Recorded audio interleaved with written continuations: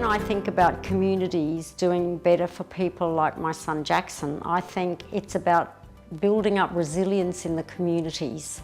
And I think the way to build up resilience in the communities is to present my son Jackson and others like him as ordinary people who can work, they can contribute, they have emotions, they have families, they have likes and preferences.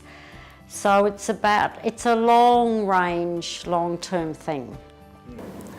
I'm firmly of the view that our obligations, all of us here today, and all of us in the team which is gathered around people with disability and Disability Care Australia, is to knock down that attitude barrier.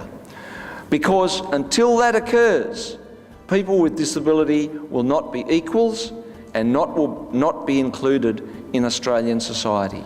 But the reality is that people with disabilities are fundamentally people first. And so the question is not really, oh, what do I want to do with my disability? The question is fundamentally, what was I born for? What is it that I want to do with my life? We do not put limits on what is possible around people, regardless of their ability, disability, or complexity of needs. Go where you are celebrated, not tolerated. If they can't see the real value of you, it is time for a new start. Author unknown, and thank you.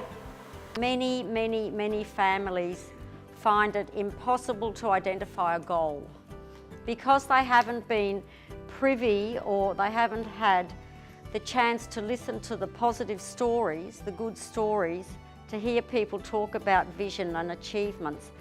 You know, there's a lot of things that are essential ingredients for making Cam's life the way it is now. The person-centred planning, the support crew, his work, his own home, all these are fantastic things that have transformed this bloke's life from being a person that the system said would have to be institutionalised, would never work, would never contribute, would never have relationships outside of his family, and he's proved them all wrong, and we couldn't be more proud of him. I know that there are stories like this here in Victoria. You need to uncover them and share them because they're really, really important to other parents that are kind of not quite sure what to do yet, but are on the cusp of actually taking that leap. I actually run the Warragul Farmers Market along with another girl, and we love getting the community involved. And because I know Cam and I know his personality, I've actually asked him to come along and volunteer. And he has been on the welcoming, at the gate, handing out bags for the market goers. It was wonderful, and we really appreciate Cam for being community minded and helping us out. Luke is more intelligent than all the students that do poetry with him put together, but every second we spend with him, we become more intelligent. You know, by that time, the neighbours knew Dave was going to have an open house every year, and they started asking ahead of time, when is Dave's open house going to be, because we want to come. So it was really very powerful that the neighbours wanted to be involved in Dave's life. So with a small adjustment to routine, to let Duncan get on the bus first and sit in the front seat, his education resumes. Kim's life and her circle have sort of been the breeding ground for enriching connections and friendships for other people. All he'd badly wanted was to get back to school. That was the extraordinary day of his life, and I happened to be there his first day with his parents when he went back to school. The power of that with some simple intervention. Another benefit for Cameron is that he occasionally speaks at functions like this and tells people about the difference to his life since moving out of home.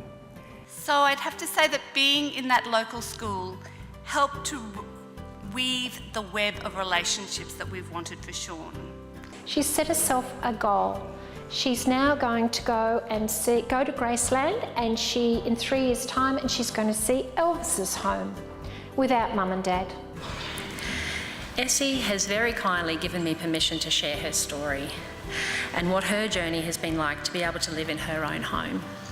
She has been the person who has the longest, greatest success with roommates who stay and come forward in really ordinary ways. She loved Luke. As a little girl, she knew that Luke was different, but she loved him and she supported him as a friend.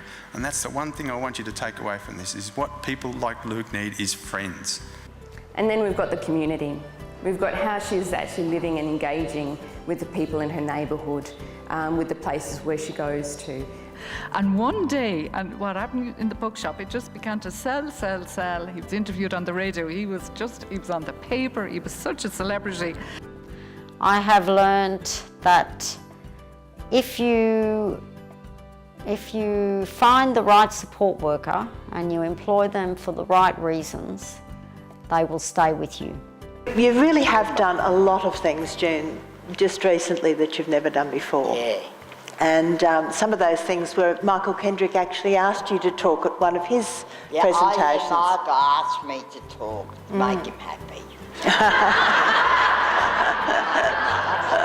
Yeah. I knew that we had set up Home for Alex when about 6 months ago, after having spent the weekend with us, he not only wanted to go home, but he walked in the door and I walked in the front door and I turned around and I looked at him.